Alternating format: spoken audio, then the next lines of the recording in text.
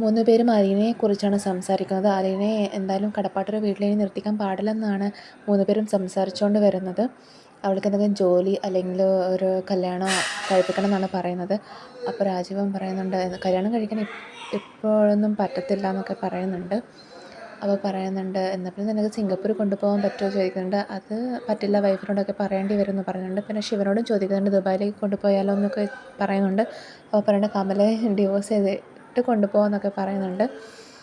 പിന്നെ ഹരിയോടും രോഹിയോടും പ്രത്യേകിച്ച് പറയണം അലീനയെ ഉപദ്രവിക്കാൻ പാടില്ല എന്നൊക്കെ പറയണം എന്ന് പറയുന്നുണ്ട്. ഇതൊക്കെ പറയുന്നുണ്ടെങ്കിലും നമുക്ക് ബാലചന്ദ്രൻ്റെ സമ്മതം എന്തായാലും വേണമെന്നൊക്കെ അതിനിടയിലൂടെ പറയുന്നുണ്ട്.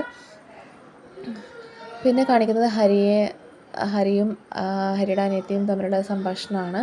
അതിലൂടെ രാജീവൻ കടന്നു വരുന്നുണ്ട്. അപ്പോൾ രാജീവനോട് പറയുന്നുണ്ട് അലീന വിഷയം എന്തായി, ബാലചന്ദ്രൻ അങ്കിള് അടിക്കുന്നൊക്കെ പറഞ്ഞിട്ട് നിങ്ങൾ നമ്മളെ ടീംസാണല്ലോ എല്ലാം ഇടപെടലും തകർന്നു പോയതെന്നൊക്കെ പറയുന്നുണ്ട് രാജീവനോട്. അതൊക്കെ പോട്ടെ, അലീന ചാപ്റ്ററൊക്കെ ക്ലോസ് ചെയ്തു നമ്മൾ, ഇനി നിങ്ങൾ അലീനയെ ഒന്നും ഉപദ്രവിക്കാനൊന്നും പാടില്ല എന്നൊക്കെ പറയാനുണ്ട്.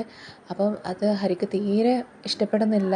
ഹരിയുടെ വിചാരം അവരെ ബാലചന്ദ്രനെ അടിച്ചിട്ടും അലീനയെ പുറത്താക്കുമെന്നുള്ളൊരു വിചാരമൊക്കെ ഉണ്ടായിരുന്നു. പക്ഷേ അതൊക്കെ അതോടുകൂടി തകർന്നു പോയി.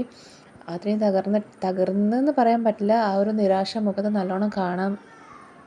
അപ്പോൾ രാജീവൻ പറയേണ്ട വാ നമുക്ക് പോയി സംസാരിക്കാം എന്നൊക്കെ പറഞ്ഞിട്ട് മേലേക്ക് കയറി പോകുന്നതാണ് കാണുന്നത്. അപ്പോൾ അനിയത്തി കുറേ ടൈം ചിന്തിച്ചിരിക്കുന്നുണ്ട് എന്തായിരിക്കും പോയതെന്നൊക്കെ.